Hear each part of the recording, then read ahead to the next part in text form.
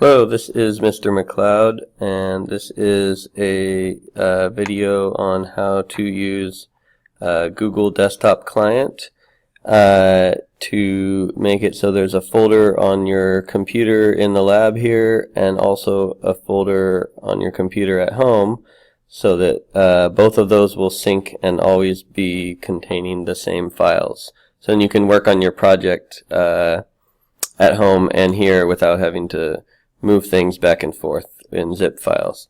So this is showing how you can go find Google Drive at home. So you'd only have to do this part at home. You would download whatever version is for your computer at home, so that you would have the client at home as well as here at school.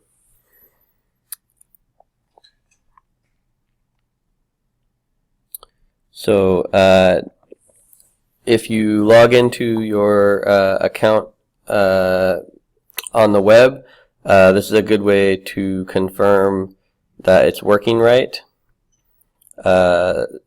So this will only matter once we've set up the client. So you can see here I logged into my Google Drive, and I've already created a folder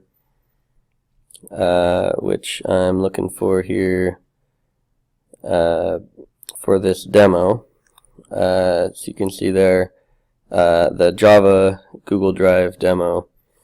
Okay, so this has nothing in it so far, but this is the one that I'm planning to sync onto this computer. So then I go over to Start, find Google Drive. If it doesn't show up there, which it likely won't, you can do a search for it in the Start menu, and then it should show up.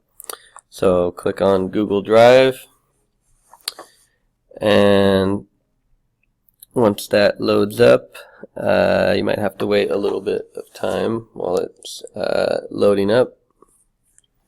If you're wondering if it's loading, you can always go down to the bottom right and click there to see if you see it, and the icon should be down there in the bottom right eventually. If you can't see the sign in, so let's say for whatever reason it didn't come up, you can always so I'm going to just close this as if I couldn't find it. Then you can always go down here and click on Google Drive symbol there and then say sign in, and it'll bring it up. So then in here you're going to sign in. You should sign in to your FUHSD Google Drive. Later on, if you want to make the folder that you sync on this computer also visible on your personal account, so maybe you want to use your personal account at home, you can always share that folder with your personal account, and then that would work. Alright, very important, do not hit done here, hit sync options. When you hit sync options, this is where you have the chance to tell it not to sync everything. It's particularly important if you have a ton of things on your Google Drive, otherwise it's going to sit there and sync for a long time, and you're going to have tons of things on the computer that you don't need. So I'm unchecking everything except for the folder that we're actually going to use for this demo. So the only one that will be checked is that one I just checked right there, the Google Drive demo, which right now there's nothing in it. Okay, so once I've confirmed that that's the only one that is checked, I say start sync, and then that's when it's going to start syncing. Now, this actually took a long time to sync. You can see it syncing in the bottom right. If you have tons of files in your Google Drive, it'll still look at each file, but it won't actually sync the ones that are not part of the folder that you're syncing. Okay, so You can see here I'm showing you all the different ways that you can access your Google Drive folder. It will be it's likely to be on the left side of your file browser. It might also it'll also be on the desktop, and so you can see here, look at all those files. It looks like it's about to sync tons of files, but in the end, it actually ended up only syncing the ones we needed. It just looked at the other ones. So here I was trying to make sure, wait a minute, did I only select that folder?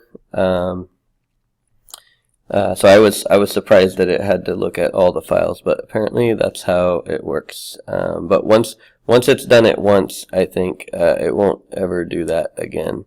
And most importantly, it doesn't actually copy all those files over. It only copies the one that you chose.